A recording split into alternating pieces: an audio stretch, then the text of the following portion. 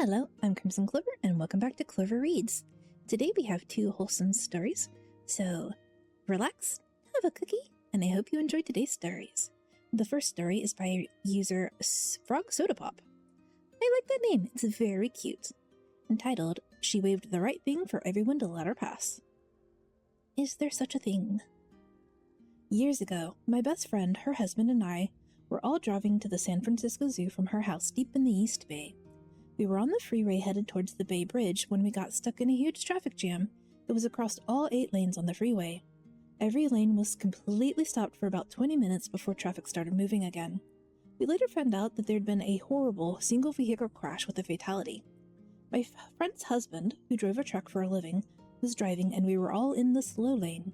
He was deftly moving the car back and forth to keep all the morons trying to illegally drive on the shoulder from passing us and making traffic worse. That is a tactic that stresses me out, but I have participated in it before. Suddenly, a car comes up behind us on the shoulder and is beeping the horn and swerving back and forth, trying to get around us. We were rolling our eyes at the audacity when she rolled down the window and stuck her arm out the window, waving it around. There was something in her hand floating around in the breeze, long and white, and I suddenly recognized it as a wedding veil. I said to my friend, I think she's on her way to a wedding, and she's the bride. We all laughed, and her husband drove to the shoulder and let her through. We watched as she waved it around some more, and once the other cars realized what she was waving, they good-naturedly let her through. When the traffic started moving at a more normal speed, we could see that her car was way ahead. We also noticed that a lot of the cars stuck with us contained people dressed up really nice, with a large presence in the back, so we figured a lot of the wedding guests were also stuck in the same traffic jam. I really hope she made it to her wedding on time. Same, OP, same. Now, please, if you're going to a special event, especially something like a wedding where you can only hold the venue for a limited amount of time, try to go early.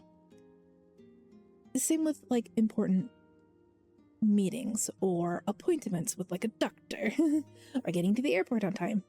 Always assume that traffic is going to be terrible and try to go early. Our next story is by Reddit user Winston422, titled Wholesome Memories with My Dad. Aw, maybe I should have included this with last week's stories. When I came out as trans, my relationship with my dad got a little rough. Usually it was a don't ask, don't tell kind of thing, but we would still fight a lot for a few years. In the past year or so, I've significantly paired my relationship with my dad, and he accepts me as his son. Yay! Good for OP. Recently, I'm remembering all the wholesome times I spent with my dad when I was younger, so here's a few to make you smile. Sometimes in my family, we would all stay up extra late playing games and hanging out. A lot of the times, me and my dad would simultaneously be like, dude, we totally need ice cream. But it was so late, so we'd drive around for a good 10 minutes while I looked for a place that was still open on his phone. Then we'd go and pick out a few ice creams, sometimes toppings, and I'd look at the displays in whatever gas station we were in while my dad paid. Then on the way home, he'd blast his music in his shitty little orange car. I still listen to a lot of the songs he played back then. Aww, that's cute. Also, I have never once bought ice cream at a gas station because the price tends to be really high. But I like that they did it together, that's really sweet. My dad loves tea, and one night after dinner we both wanted some tea.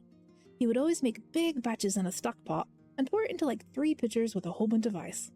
That night, we were out of the bags to put the loose tea in, but we found some terry cloth rags that were still clean in the pack, so we tried to use those.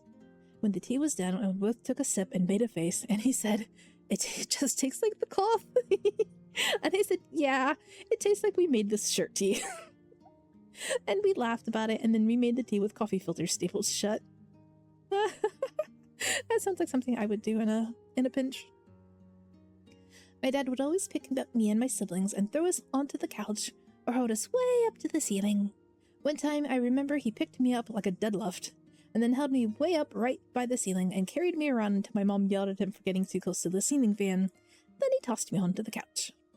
Hope these made you smile. They did, in fact, make me smile, OP. Thank you for sharing them. It is unfortunate that there were a few years of strife, but I'm really happy that OP was able to repair their relationship with their father. Good on both of them for talking things out and having communication. Anyway, thank you for listening. I hope you have a wonderful rest of your day, and I'll catch you next time. Bye bye.